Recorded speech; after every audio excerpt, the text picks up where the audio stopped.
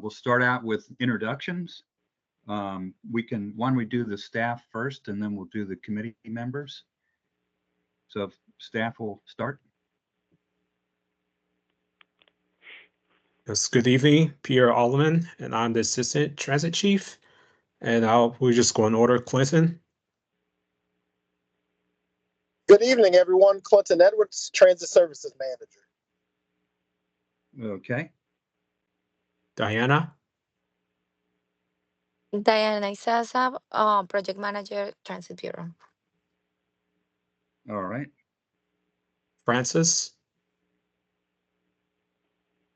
Good evening, I'm Francis Teddy, Grounds Compliance Specialist. Okay. Josh. Good evening, Josh Drucker, the Transit Technology Manager. All right. Kurt. Kirk Dand, Arlington County's WMATA Service Coordinator. All right. Lauren. Hi, I'm Lauren Breyer. I'm Arts Transit Service Analyst. All right. Paul. Good evening. My name is Paul Mounier. I'm the service planner for the ART system. All right. Robin. Good evening, everyone. I'm Robin McElhinney. I'm the Transit Capital Program Manager. All right. Rocco. Good evening, Rocco Visconti, Associate Planner for Art and Style. And Ryan. Good evening, I'm Ryan Jones. I'm the Asset Manager for Arlington Transit. And Mr. Chair, I believe that's all of our team that's on at this moment. Okay, that's a pretty full team. And my name's John Carton. I'm chair of the committee. I'm James Davenport, sub-chair of the committee. I'm Harvey Berlin. I'm a member of the Transit Advisory Committee. Alex Kumana, TAC member.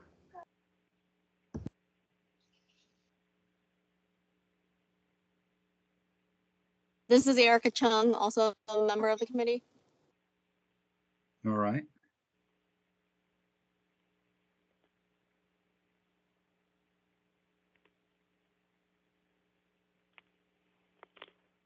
Any other committee members? 21 people. We have like 4 or 5 members.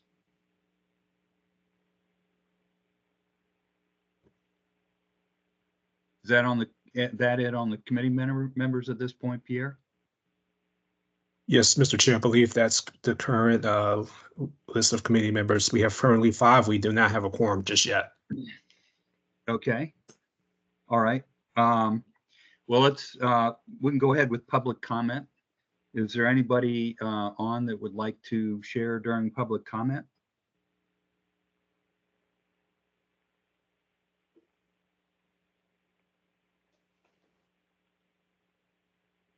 Okay.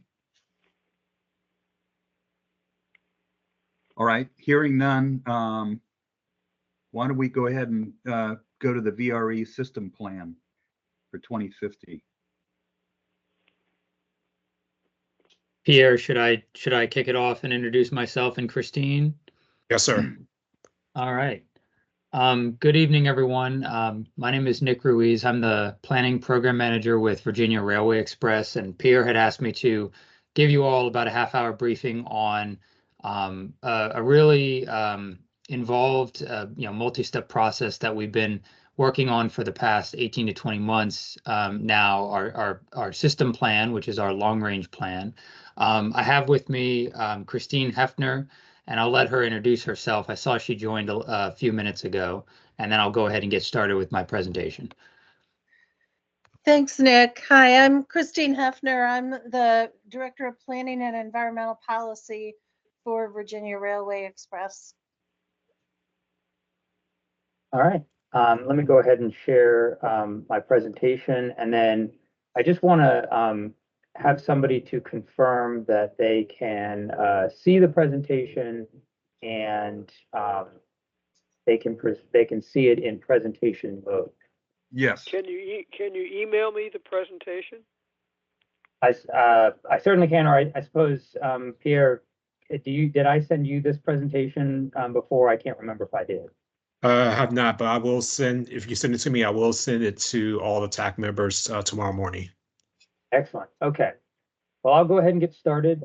Like I said, I'm going to be presenting today on the results of our System Plan 2050, giving you just a brief overview of why we do system plans, the general process that we took, and then some of our results and next steps. And so largely, every transit agency needs to establish and update its long-range plan every so often. This is a plan that establishes an operations vision. So it's essentially, if you think about a concept of service or a concept of operation, that you can plant your flag 20 to 30 years out in the future and slowly work towards from a capital programming and a service implementation perspective. We last updated our system plan in 2014, and I don't think I need to convince anyone on this call that the world is very different today than it was in 2014. And just a couple of things that we included in our plan and what we analyzed as part of the planning process. Regional growth in population and employment. While our region is projected to grow by 35% by between now and 2050, the Fredericksburg region to our south is projected to grow by 65%. However, most of the regional employment growth is going to continue to be in places where there's fixed guideway transit, where there's a dense, pattern of development, such as the Roslyn-Ballston corridor or core DC. So those 65% more households in the Fredericksburg area, and to a lesser extent, the folks that are going to be moving to the Manassas area, are still going to need to get to work. Telework is, I don't think I need to convince anyone, is here to stay. In 2019, almost 60% of VRE riders indicated that they didn't telework at all, but now that number has fallen down to 37%. So we're seeing a much softer ridership on our Mondays and our Fridays. Today we don't run weekend service, so I can't speak to what our demand would be on the weekends, but we're definitely seeing our travel demand highest on middle of the week. And then in addition to those two things, we've had a tremendous opportunity in the last couple of years by being a party to the Virginia Passenger Rail Authority's Transforming Rail in Virginia program. We're a signatory to that agreement, and we're a funding partner. And essentially what that agreement does is allows the Commonwealth to construct key pieces of infrastructure between Spotsylvania and Washington, D.C. on the Fredericksburg line to allow VRE to run up to 63% more daily trains by 2030. A large component of that program is the construction of a new long bridge. If you're familiar with the existing railroad bridge across the Potomac River between Crystal City and LaFont, there would be an additional two-track bridge constructed I guess, upstream of the existing bridge.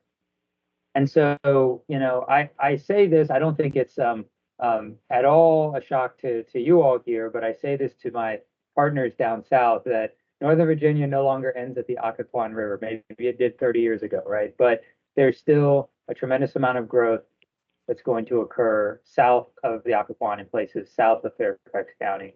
And a good many of those people are going to need to access goods and services in the region to support. So it really sets VRE up to be a strategic solution to some of the continual congestion challenges that we're going to face here in the next 25 years. We started our plan with a vision, and Pierre and some of his staff have seen this vision before. We've done some presentations to Arlington County over the past couple of months, but that is that VRE is going to grow to serve the region as a transportation service of choice, creating meaningful connections and economic opportunities in a safe, sustainable, and equitable manner. That's our flag that we've planted in the future, and we've based essentially all of our discussions and our decisions on this plan on that key initiative. We also established 4 primary goal areas for our plan, and we screened different future service scenarios against those goals. Primarily safety and reliability. If we're adding service, if we're making our system more relevant to more customers in the future, we need to provide a reliable service. So that becomes, issue number 1. But then hot on the heels of issue number 1 is, balancing market growth and financial stability. We can choose to greatly expand the number of daily trains that we operate. We can shorten our headways, but we're going to need to do so in a financially stable manner because our current funding model does not provide the level of funding needed to operate the service that we envision in 2050. And then, certainly regional system integration, equitable service, and sustainability and resiliency are key goals that we're striving to achieve by 2050. So I mentioned at the top that this was a 3-phase process, and we had touch points with the county in phase 1 and phase 2, and now we're coming to you all again, kind of with the culmination. But our final phase started in November of 23 and has run through about the end of April of this year. We've developed some long-term service scenarios, and we've refined them from 4 scenarios down to a recommended scenario, and I'll talk about that in just a few minutes. And we've also established what we feel our capital and operating needs are going to be for both 2030 and 2050. And we've identified key infrastructure constraints or key projects that VRE is going to need to undertake between now and 2050 to be able to run that service. And this is infrastructure that's above and beyond what we are paying for through the Transforming Rail in Virginia initiative, as I spoke to earlier. So we wanted to do a 2050 plan and present the 2050 service vision, but we also wanted to present a midpoint for a more near-term operationalizable service concept that is enabled through the Transforming Rail in Virginia initiative. And as I spoke to before, that's running 63 more daily round trips. So currently we run 16 round trips system-wide, so 32 trains. We can increase that by 10 round trips across our system between now and 2030, or I should say by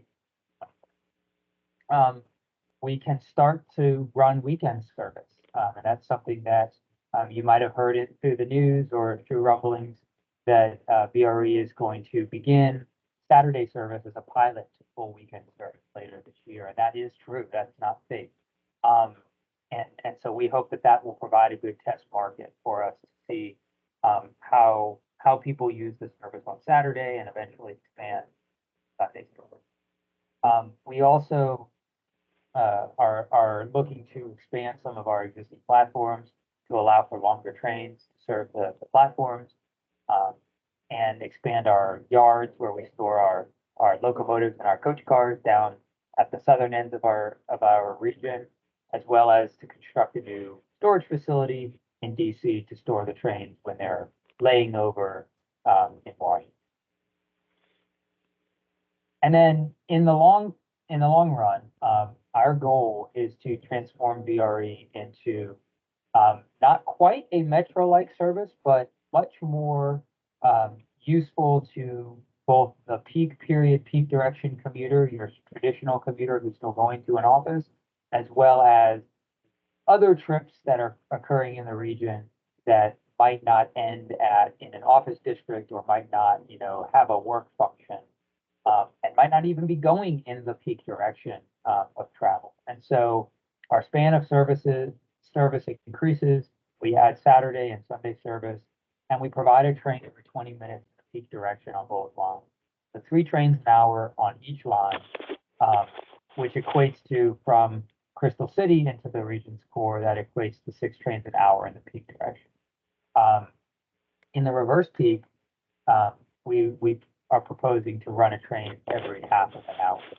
And I will say, while even in 2050, we expect there to be a relatively modest demand for reverse flow services against the grain, all the way out to places like Manassas, Woodbridge, Fredericksburg. We want to be able to provide a service that, is as useful to non-traditional commuters or travelers who need to go in quote unquote non-traditional directions. But we also have some key infrastructure constraints in DC that will probably not be solvable or avoidable by and after 2050. So we essentially need to, for every 3 trains that we run into DC, we need to run 2 trains out of DC in those peak periods. But in the off-peak periods, we can run a train every hour in both directions. And we can run a train every hour in both directions on the weekends as well. And we really feel that that is a bare minimum baseline service that will allow the outer jurisdictions to access attractions in the region's core, all throughout the service day. So from 5 a.m. first train leaving, 10 p.m. last train departing, 7 days. And I should also say that we have a concept to add, and while this is not as pertinent to folks who live in jurisdictions like Fairfax, Alexandria, Arlington, we plan to add express trains into our service schedule, or I should say skip stop trains, that would provide faster travel times to the outer jurisdiction, Broad Run, Manassas Park area on the Manassas line, and Stafford, Fredericksburg, and Spotsylvania County on the Fredericksburg line. And the reason for that is because we see one of the biggest deterrents or barriers to use of our system even today is that there's a perception or the reality that it's faster than that. Even with all the congestion, even with the unreliability of the highway network, we still struggle sometimes with lower rail reliability to provide that time competitive trip. So these services that would skip stops in the interjurisdictions already have a more time competitive trip into DC. This would provide an even more time competitive trip for the folks who are choosing or who have to live farther out.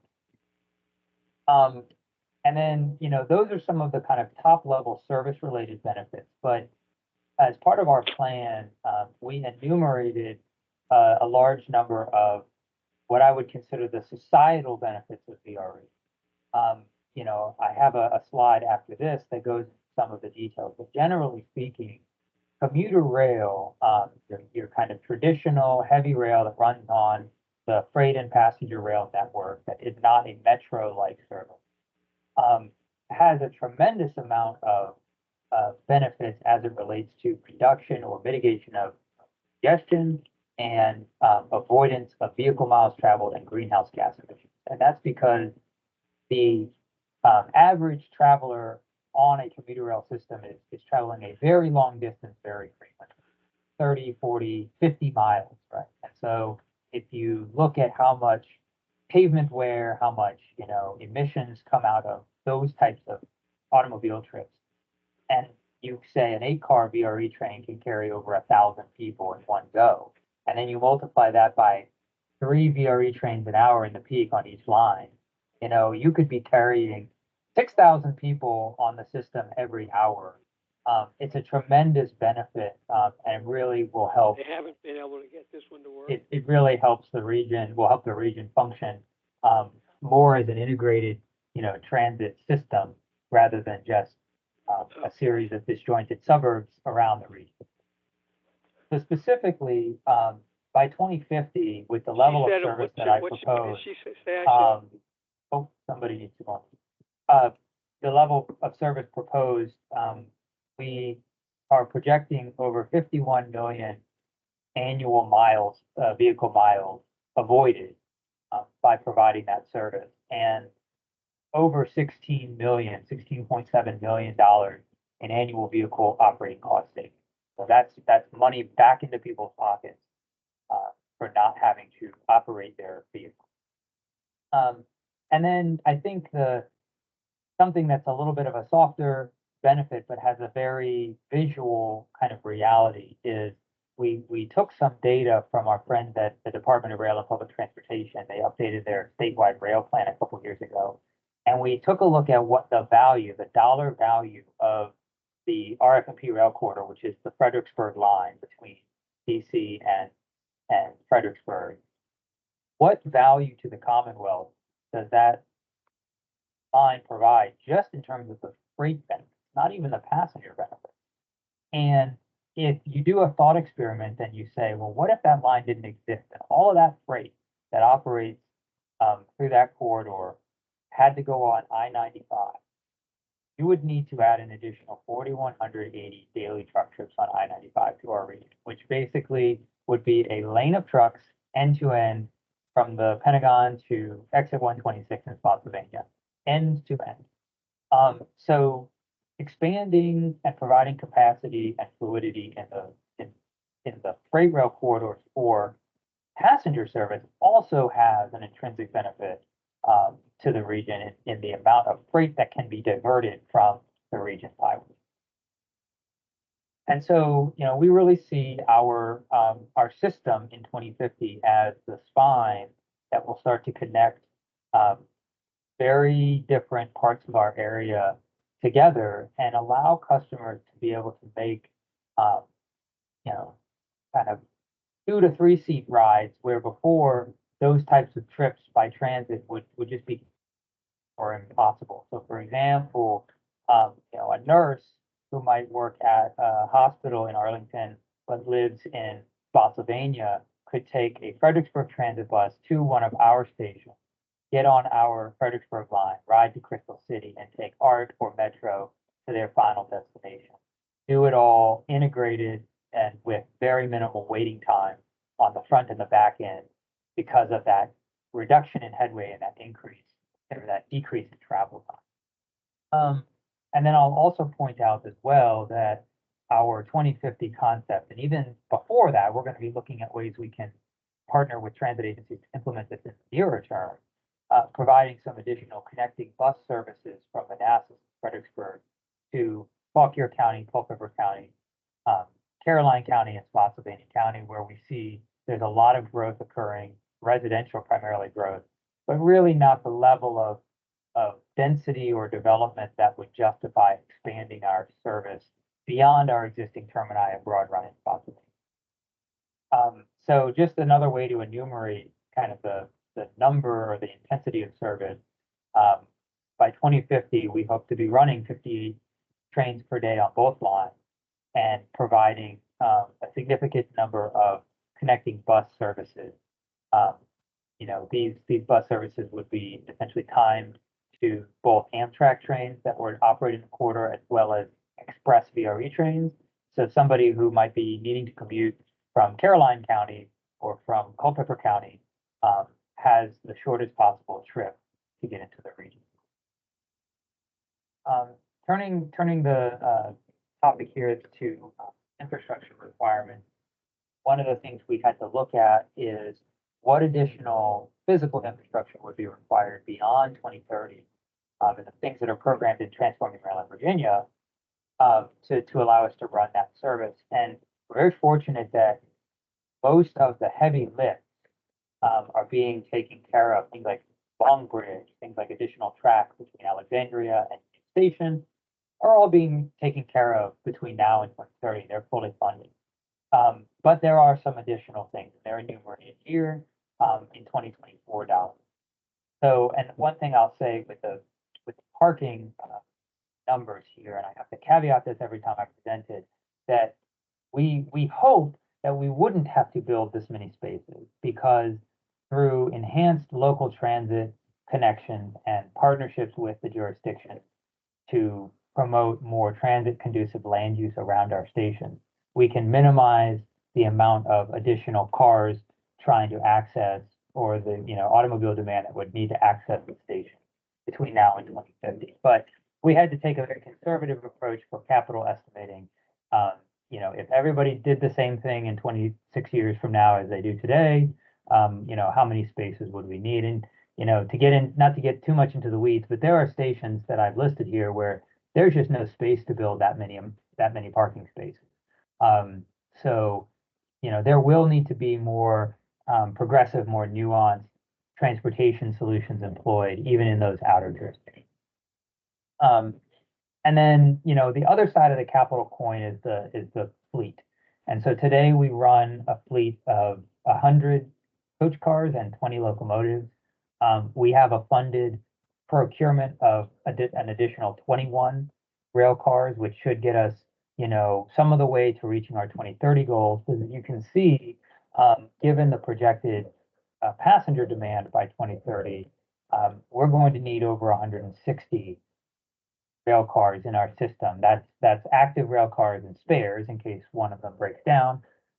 And so that portion of our capital program is unfunded. So you can see how the capital needs break down by fiscal year, and they're not insignificant amounts of money over the next 25. Same story here with our locomotive fleet, although we're talking going from 20 locomotives to 31, 32 locomotives. So most of the need is kind of front-ended with just a modest increase every 5 years. We're projecting through 2050. I should mention too, and I didn't on the coach car slide, that right around the same time that we're hoping to expand our system, we're also going to need to start replacing some of our oldest rail cars that will be nearing the end of their useful life. So we're going to have a very significant fiscal capital constraint here between 2030 and 2035, where all of that stuff is going to come to a head. And so we have not identified a dedicated source of funding for this, or even how we would finance this. But we wanted to study it, and we wanted to understand what the need was, given the level of service that we felt that the region.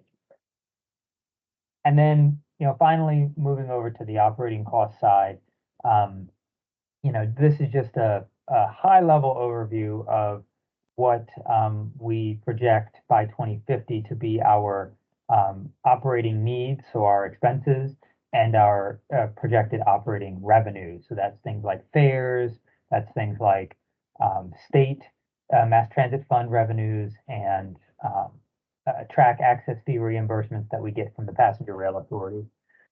But on the kind of other side of that coin, we project that by 2050, with that full level of service, we could be carrying over 8 million annual riders, which, even before the pandemic, we were only ever carrying around 4 million.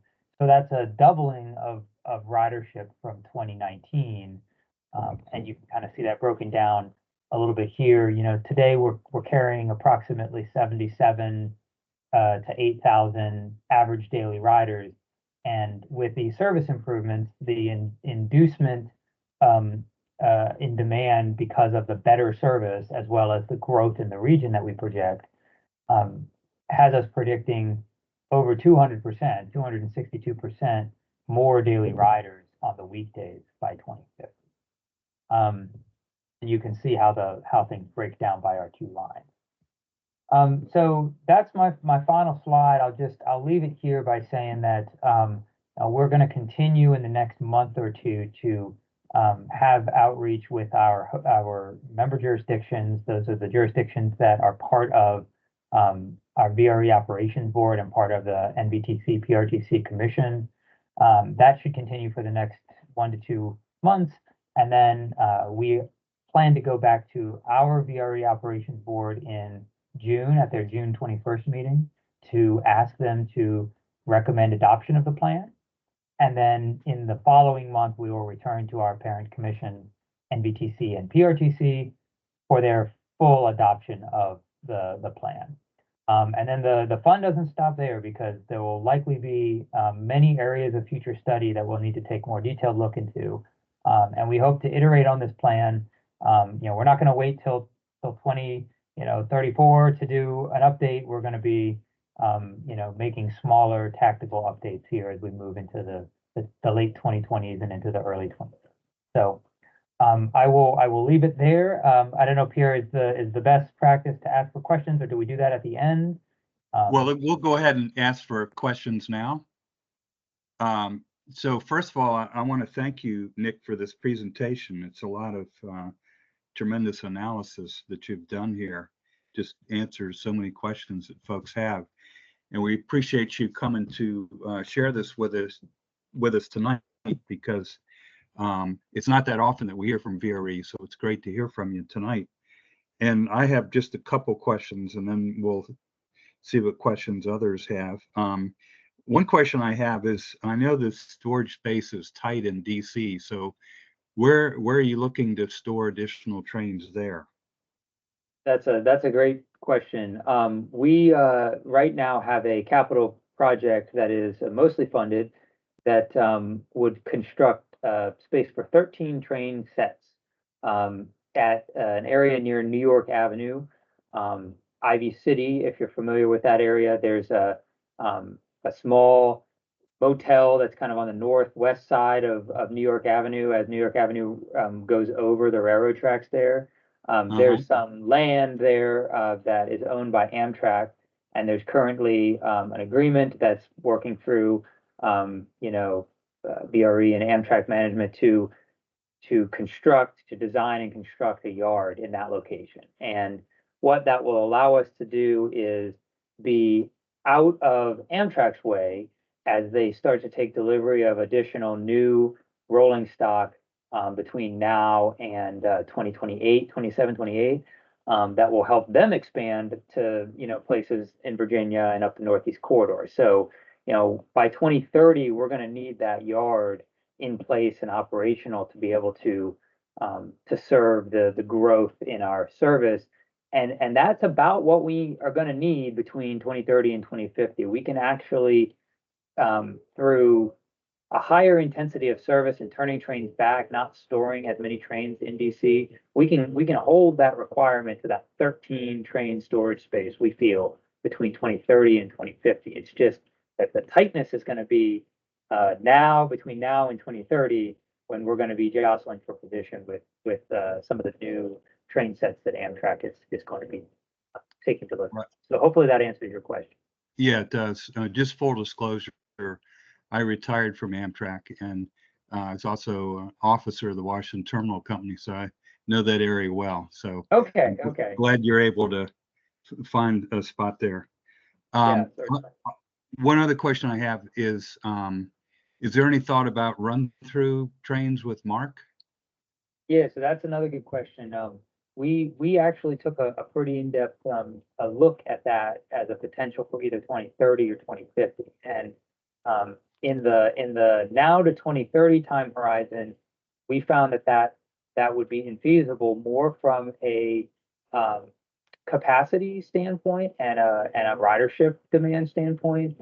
Since you're familiar with the physical plant north of Union Station, because we're coming out of the lower level on the east side of Union Station, most of the demand actually for VRE catchment areas, so Virginia catchment areas into Maryland, is actually going to places on the Brunswick line like Silver Spring, Gaithersburg, Rockville. So you would basically have to cross VRE trains across K and C interlockings up to the Brunswick League. Amtrak is embarking on a pretty significant terminal infrastructure, expansion plan, and so they're already going to have the plant torn up between 2030 and 2040, 2045. And so, getting back to our first goal in the plan, which was to provide a reliable service, we didn't feel like we'd be able to put a reliable service out on the rails, in the near term to serve that market, given all of those infrastructure. And then in the long term, what we've essentially done is set up our service plan so as not to preclude future run-through initiatives.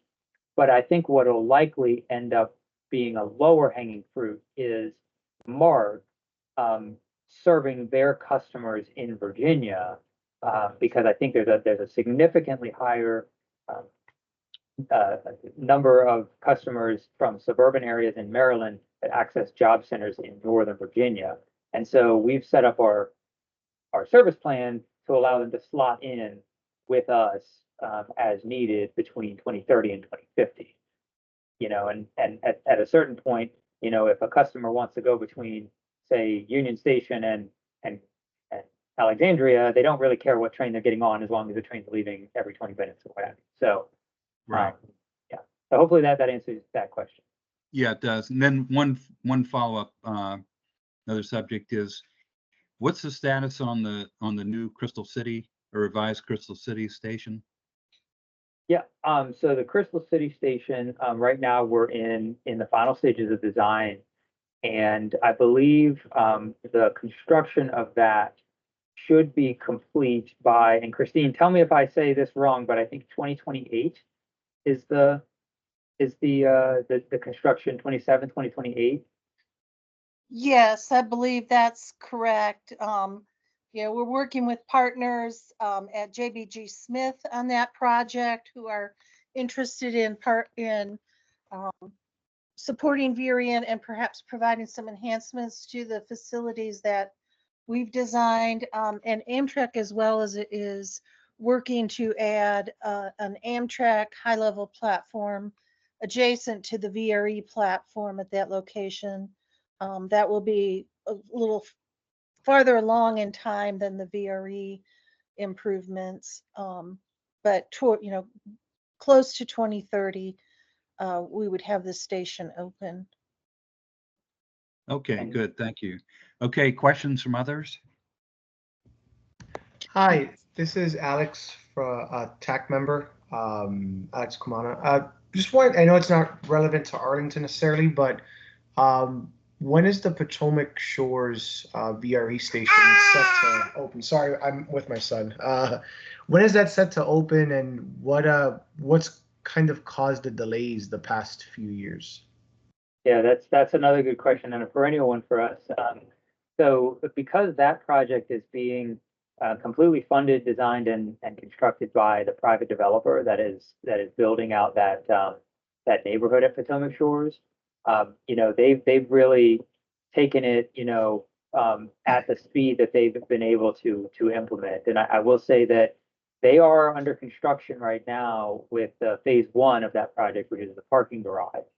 And phase 2 being the, you know, connection down to the railroad and the construction of the platform.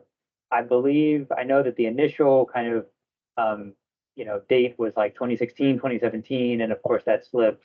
I believe what I'm hearing from them now is in that same horizon as the Crystal City Station, like 2027, 2028 time frame. And that's something that, you know, a lot of riders have asked us about, but unfortunately it's not a project that VRE is managing. We've just, you know, agreed to serve that station when it is constructed.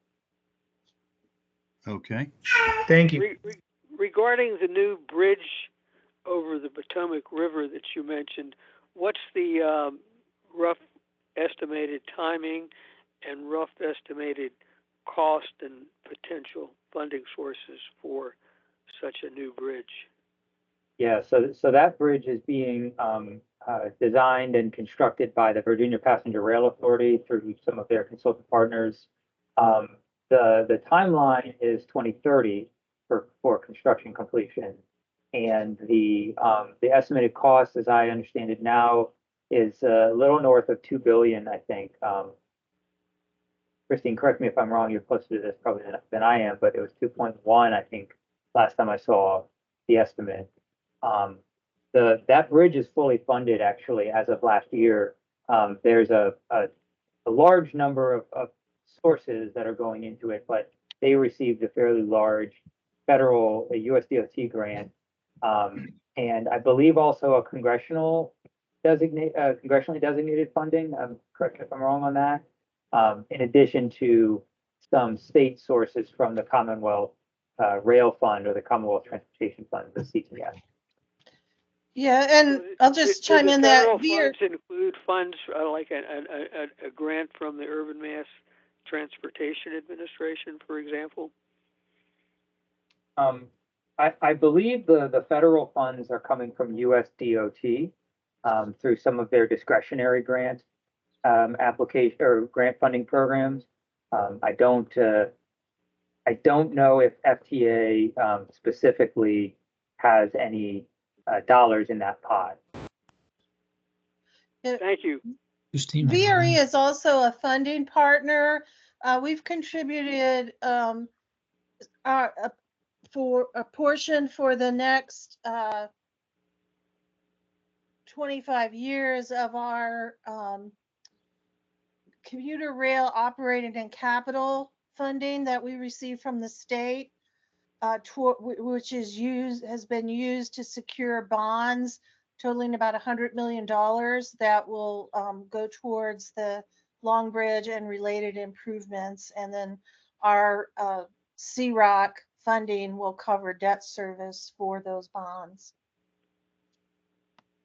Okay, good. Any final question before we move on here? Yes, I'd like to ask a question. This is James Davenport, the Vice Chair. Okay. Nick, I know you mentioned, I think it was said 2030 to 2035, replacing cars. And I was just curious about what are you going to do with the old cars? So yeah, that's something that we would have to figure into a future fleet management plan update, and future kind of organizational, decisions above the system plan level.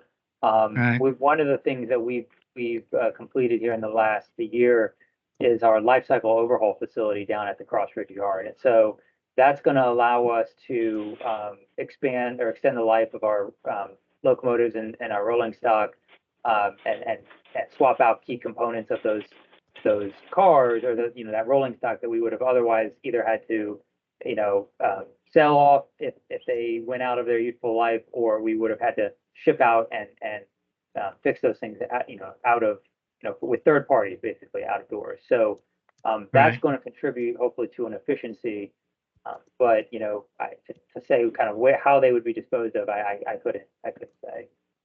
Okay.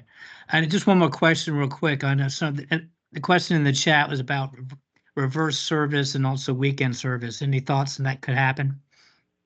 Yeah, so the weekend service, we're going to be starting a pilot for Saturday only service, 3 trains in each direction per line. So, for the purposes of Arlington County, 6 trains, in each direction a day to start. And then, hopefully by 2030, we would be running the full 26 daily trains, which is 13 round trips basically on the weekend, both Saturday and Sunday. Okay, great. Thank you. All right, Nick and Christine, we thank you both for this presentation. It's excellent, very comprehensive, and hope you'll come back and see us again soon. Yes, thank you. And I will send Pierre the presentation here before we end the meeting. Great. Thank you very much. Okay, Pierre, do we have a quorum at this point? Mr. Chair, we now have a quorum. Okay, well, let's go back and consider the minutes from the March 12th meeting. Is there a motion to approve those? So moved. Is there a second?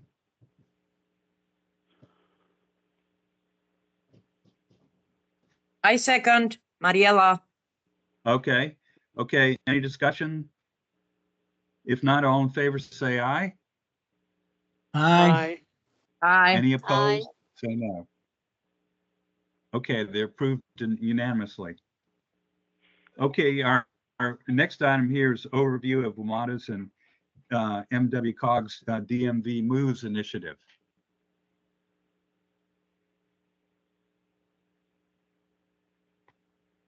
Pulling up the slides.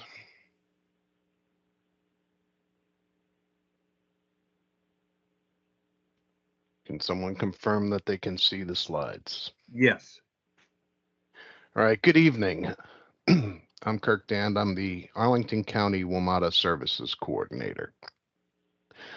The meeting materials from the joint WMATA COG meeting and a presentation to the MBTC Commission were provided to the members of the TAC this morning. The following is a summary of what was discussed at that meeting. On May 1st, 2024, it marked the commencement of a notable regional planning initiative called DMV Moves, a collaborative effort between MWCOG and WMATA. DMV Moves aims to establish a sustainable funding framework and cohesive vision for public transit across DC, Maryland, and Virginia. DMV Moves expects to complete this project within a year and will involve quarterly meetings as required. DMV Moves' objective is to align the transit network with community needs, which requires cooperation amongst executives, legislators, transit providers, community partners, business stakeholders, and residents.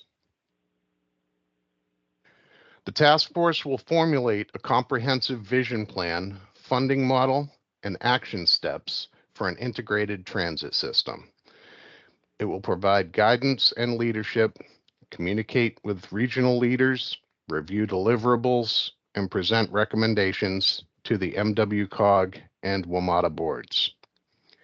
Advisory groups representing local government and community partners will offer input and feedback, ensuring the planning process is inclusive and reflects the region's diverse interests and perspectives. DMV Moves is fortunate to have the guidance of the esteemed transportation experts Nuria Fernandez, former FTA administrator from 2021 to 2024, and Nick Donahue, former Virginia Deputy Secretary of Transportation from 2014 to 2022. Their unparalleled expertise and experience will support the task force's work. The task force meetings will cover various topics, including defining world-class transit, assessing current transit conditions, analyzing public survey results, establishing a future transit vision, potential site visits, identifying gaps and opportunities, funding scenarios, legislative recommendations, drafting plan and policies, and approving the final plan and funding model. The DMV Moves initiative represents a confident and determined effort to shape the region's transit network's future by fostering collaboration between MWCOG and WMATA.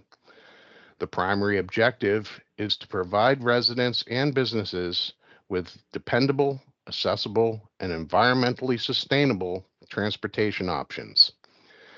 The next public meeting will be June 10th, and the rumor has it that it will be at the Arlington Government Center.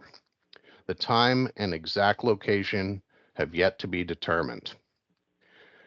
One other thing of note, the Better Bus Network Discovery Hub slant public hearings are kicking off.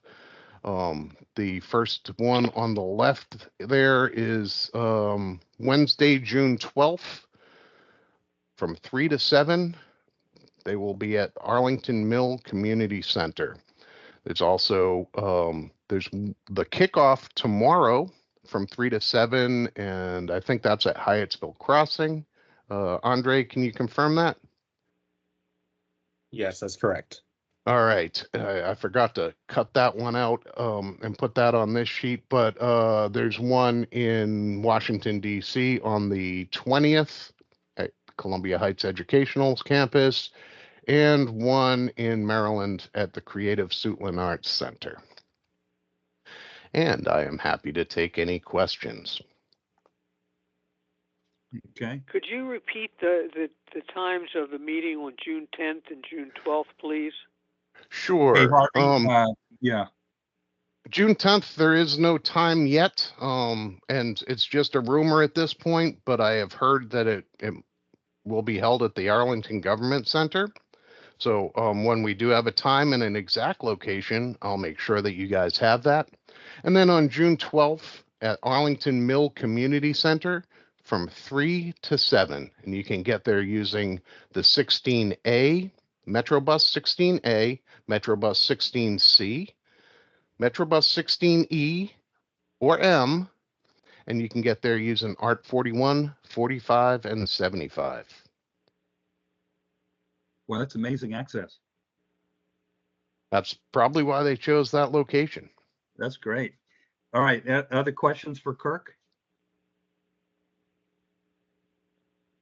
Okay, if not, let's go on to upcoming Arlington Transit service and fare changes.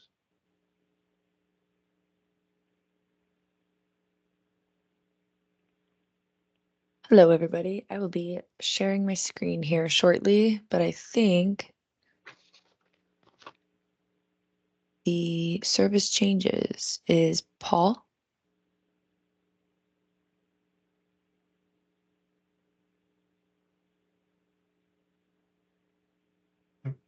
Yeah, good evening.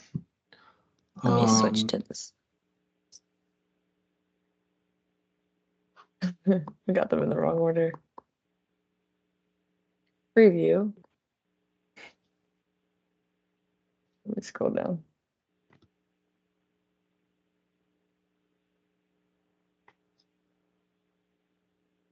Alrighty. What? All right, just a sec.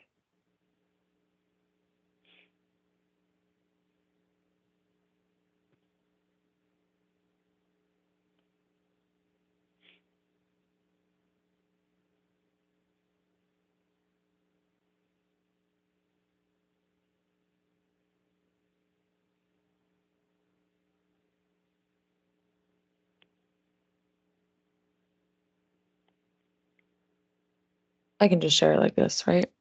That works. That's fine. Sure.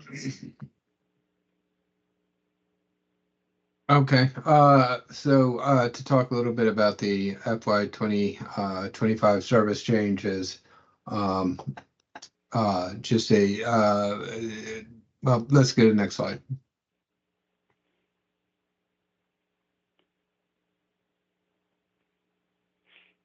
First off, this is the existing service that we have in the area right now. Don't have the routes labeled. You're looking at a map of the pretty much northern part of Arlington County. And this is the existing service, showing the existing service how it stands now. If you could go to the next slide, please.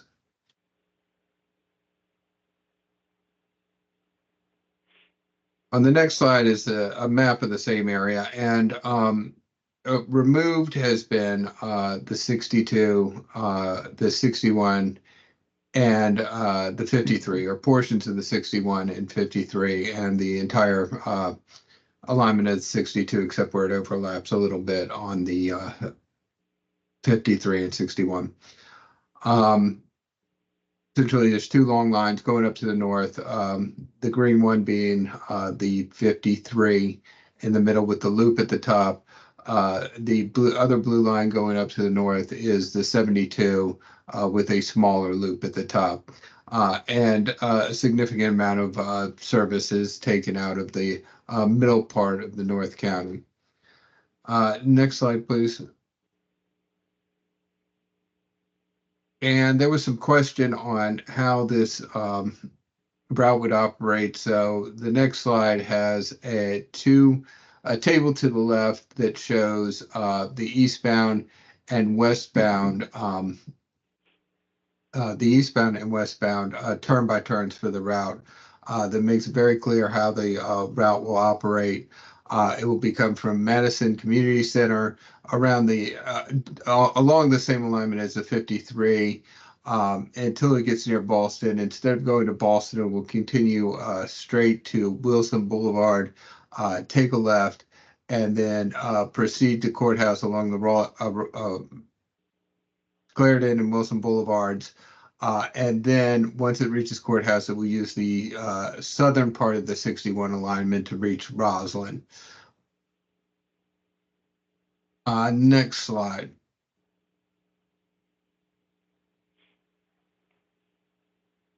And on this slide, again, it's another map of the service area, but it clearly delineates the areas where service is going to be removed. And I think that is the final slide on the service changes. And it's just a brief overview. And are there any questions? What did you say about what's the fare changes? I think that Clinton was actually going to take care of the fare changes. I'm not I sure. can Yeah, that's speak. one part. I can speak to the fare changes when you all are ready, Mr. Yeah, I Chair. think we're ready, Clinton.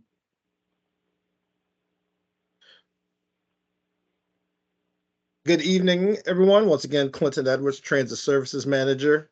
The proposed fare changes to be in effect July 1st were adopted by the county board at its April meeting. The new base fare, and I'm going to pull them up because I just spoke to this a few minutes ago. The new base fare for arts will be $2.25. That is up from $2. The fare for senior citizens, the person with disabilities, will be $1, from $1 up to $1.15. These fares, of course, speak to a 12.5% increase. What you will see on the senior citizens and person with disabilities fare and also on the star fare increases that some of them aren't exactly 12.5%. Like, for instance, the senior citizens and person with disabilities would be $1.13, but on some of these we rounded to the nearest nickel or zero. The zone fares for star specialized transportation for Arlington residents is also increasing. Zone 1 fare will be increasing from $4 to $4.50. Zone 2 fare is going from $5.50 to $6.20, and Zone 3 fare will go from $9.50 to $10.70. This will go into effect, of course, again on Monday, July 1st, 2024. Any questions on the fares?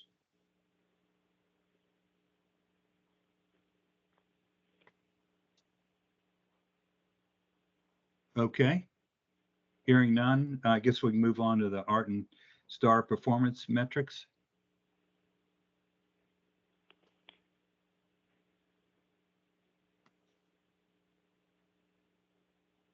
Yeah, I can talk to that point.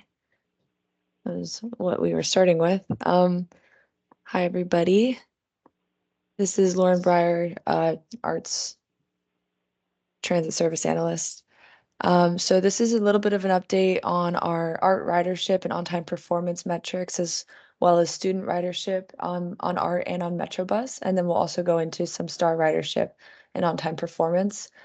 This goes nicely with the performance dashboard that we have on our website that I just wanted to remind everybody that is there. And we've added a new metric that we'll go over. So if you go to the web page, it's right here. You can easily access it through this widget. And it's also linked in the presentation. So when you get that, you'll be able to have access to it, if just easy link access. So let me start by going over the art ridership performance review. So we're going to start with art service system-wide ridership, looking at some of the trends as we go into 2024 and compare them to 2023. So far in 2023, this is the green line on the screen. It also has X's through it for easier to distinguish from lines to line. The line above it, the dark blue line, is 2019, and you've got lines below it with 2023, 2022, and 2021. All of this is indicating that we have sustained year-over-year growth since the pandemic, and our recovery on art is looking good, almost reaching 100% recovery levels. It's also interesting to note that the 2023 line, as we've now can see it over the whole year, is following some of those same month-over-month behavior travel patterns that we saw pre-pandemic. Just the normal month-to-month fluctuations with holidays and whatnot coming back to being a little bit more normal as compared to the 2022 and 2021 lines that are relatively flat. As you can see on the right side too, there's all the numbers, and when you go to the dashboard, you'll be able to hover over each of these points, and you can see a more month-to-month comparison, seeing that growth. So that's a good sign. A new feature, a new metric that we added is the same information but broken down. So system-wide ridership, but broken down by weekday, weekend, and so Sunday and Saturday service. And this is helpful for when you're analyzing data to kind of see a little bit more specifically where the increase or the changes in ridership are taking place. And funny enough, is some of it is in the Saturday weekend ridership. We've generated roughly 100,000 additional passenger trips for the period between 2023 and or January through March in 2023 when compared to what we've seen so far in 2024. And some of that is in our Saturday ridership. If you take a look on the numbers on the right, you can see Saturday in March of 2023 was like 13,000, 15,000. We are seeing those numbers upwards to 20,000 in 2024 March, 2024 February. So this is another metric that is available to you. And I did want to show you, there's a drop-down menu that you can choose to select the week by weekday. So this is what the page looks like when you go onto the website. You can expand it out by years as well. So right now we're just looking at 23 and 24. But if you want to scale all the way back, you can see that steady line of growth recovering after the pandemic. You can also see this by route level, seeing what routes are going down. And then, yeah, of course, the weekday, Saturday, and Sunday. If you wanted to just look at Saturday and Sunday service over the periods of time with the numbers right there on the right. So with ridership out of the way, I wanted to maybe go over a little bit of the programs that we have as to encourage and promote opportunities to ride on ART with reduced fare. And this includes a successful free fare rush that we had, which was a promotion that we offered, offering free fares in the direction of rush hour traffic in the mornings and away from DC in the evenings. And this was October, November, and December of last year into January of this year, generating ridership growth. We also have put in a lot of resources to a student iRide program offering student passes, allowing students to ride free on ART. As well as a 25th anniversary. We had a huge promotion there. It was it was ART's 25th anniversary, and now we are offering on the 25th of every month a free ride as a way to, encourage and boost ART's ridership in the name of the community. We've also been extending service and maintaining our oversight of operations. Generally, just keeping these might be some of the reasons why we see that ridership boost. With that, I wanted to go into on-time performance. This is another metric available on the service performance dashboard. For January, February, March of this year, we have an on-time performance averaging around 74%, which is compared to 77% of the on-time performance for the same period in 2023. As we talk about an increase of ridership on ART and these returning back to normal behaviors, this is also impacting our on-time performance as the bus is making more frequent stops to pick up passengers.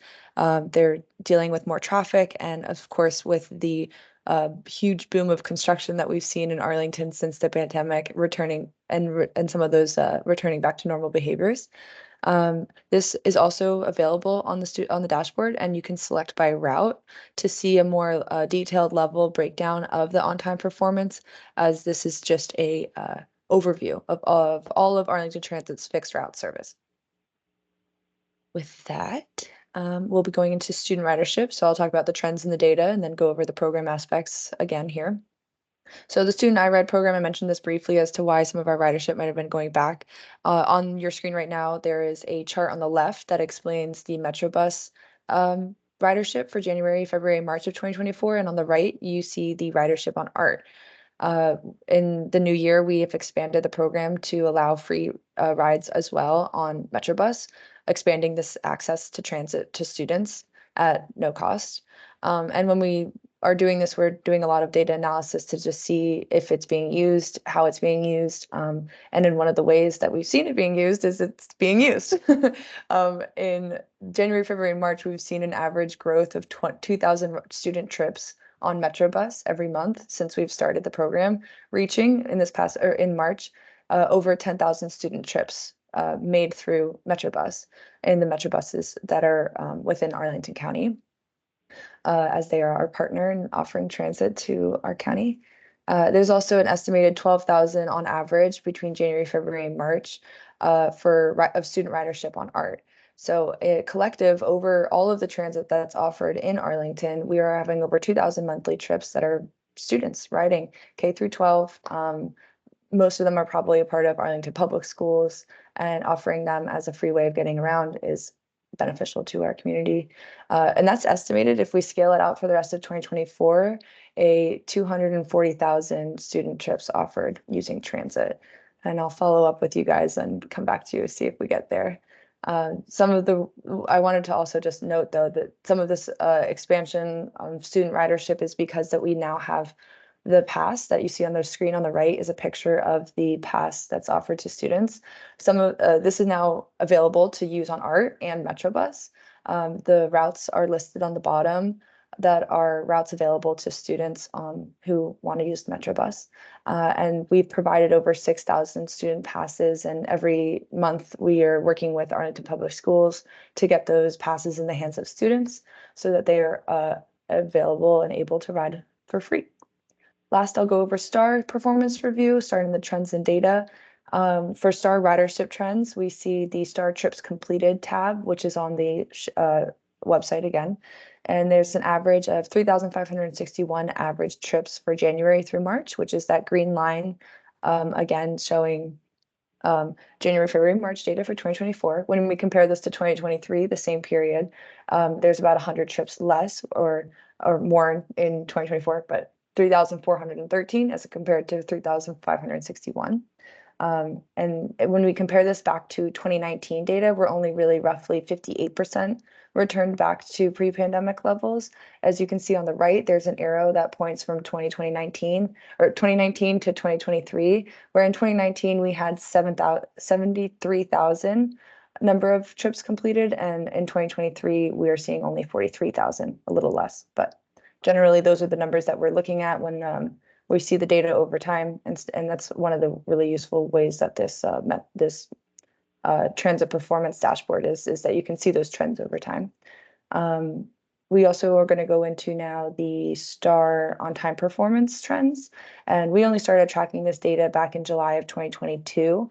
But as you can see in the graph, the line a little bit upwards, and as we go into 2024 for January, February, and March, the on-time performance average for STAR is 92%, and that is compared to 90% of on-time performance in 2023 for the same period. So although there might be less ridership, there is higher on-time performance. Generally, this presentation, that's all I've got. So I hope that was enough time. I didn't want to take too long, but I wanted to go over, we went over ART ridership, on-time performance, student ridership, the programs that we have through for students, and STAR ridership and on-time performance. And there's the link. Questions for Lauren?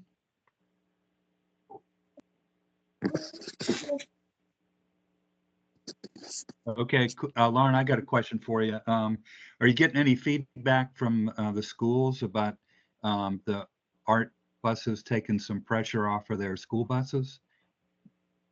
There's definitely been conversations between ART and Arlington Public Schools, seeing how we can provide the best transportation options to students, but I haven't heard anything about relieving pressures just yet. But I really think we're getting there. Well, I guess as the students get more and more familiar with it, and things get fine-tuned and schedules and so forth, it can certainly lead to synergistic effects in the future. Yeah, and when we were going over service changes like the 56 that we just saw Paul talk to, we are constantly ensuring that the students are being served, and it's actually one of our most important points of interest when we are looking at changes to service and a general maintaining oversight of our operations and services. Good. Okay, any other questions or comments for Lauren? Okay, if not, let's move on to the STAR RFP update. Thank you. Thank you, Lauren. Good evening again, everyone. Brief update on the STAR RFP. As you all are aware, our current contract service providers, Diamond and Red Top. Their contracts expire on May 31st of this year in the next 17 days. The update for this evening is that their contracts, both providers, will be extended until the award of the new service provider contract. That's what we have for now. By the time we get to our next TAC meeting, I believe our tour is scheduled for July. When we come in September, we will have more information as far as the next steps and actually where we are with the RFP. Okay. Okay, questions for Clinton about the RFP?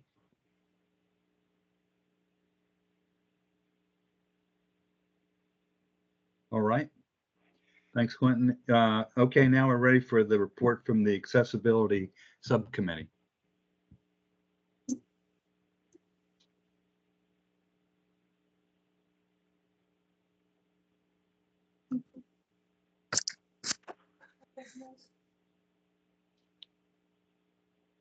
Who's got that one?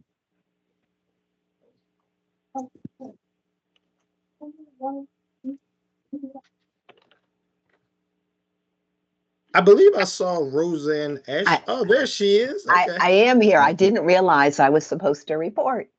So, all right. I'll just be very, very brief then. So we had an organizational meeting tonight.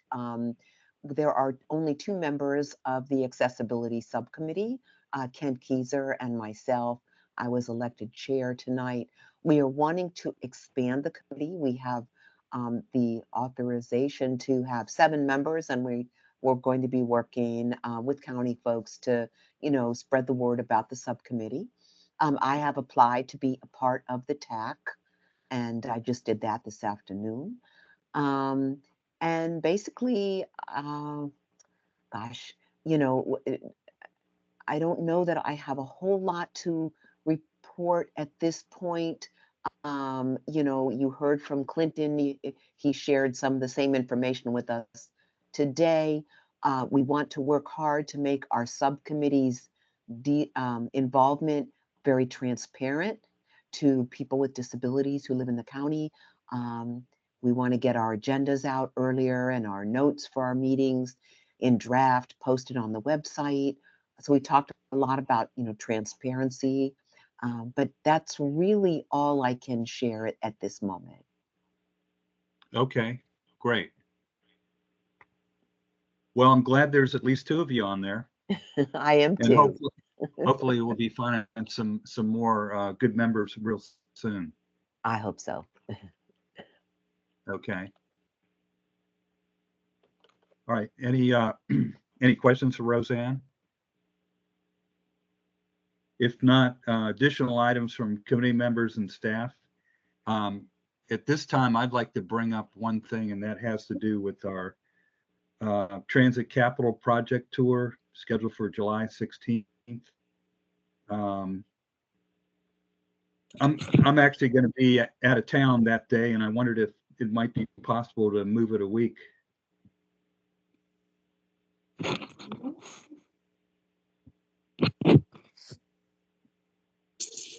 Why don't we ask how many people will be in town? Because I'm also not in town. Well, what we could do is maybe, Pierre, maybe you could send out a quick survey to the members and see if the next week would work any better than the currently scheduled day of July 16th. Would that work, Pierre? Yeah, I could send out a survey. Actually, we'll put maybe 3 dates on there, but I believe there's a staff conflict for the week after. Okay, well, it could be another day of the week if there's something that works. Okay. But I'll send that survey out tomorrow morning. Okay, that'd be great. Okay, any other items from committee members or staff?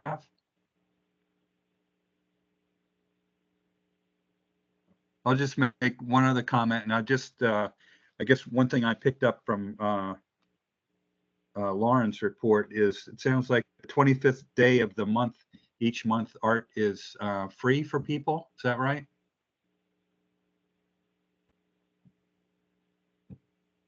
It is free for passengers that are Free. on the anniversary bus. Bus Oh, anniversary bus, 5407. okay. Yes, bus 5407 has a commemorative brand on the side of it that commemorates ART's 25th anniversary. It's circular and it says established in 1998. And so if Okay. you are fortunate to be on that route on the 25th, then your fare is free for that day. Okay, so that's a nice blessing for the people that walk on there and ready to pay their fare, and they have an opportunity to celebrate the 25th anniversary again. Absolutely. Okay, good. All right. Any other comments before we adjourn? Okay. If not, is there a motion to adjourn? So moved. Is there a second? I second. All in favor, say aye. Aye. Aye. Okay, it sounds like we're adjourned. So thank you all for attending tonight. A lot of interesting presentations. Good night. Good night, everybody. Thank Good you. night. Thank you. Good night. Thank you.